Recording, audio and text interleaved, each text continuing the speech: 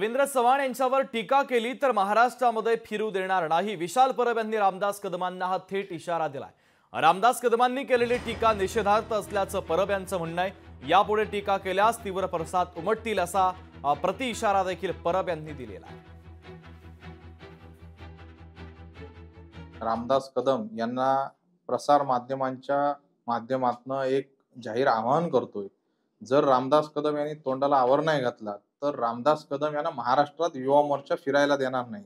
सन्माननीय आमच्या जिल्ह्याचे पालकमंत्री आणि महाराष्ट्र राज्याचे बांधकाम मंत्री आजपर्यंतच्या इतिहासात जेवढा निधी कोकणासाठी त्यांनी आणून दिला तेवढा कोणी दिलेला नाहीये।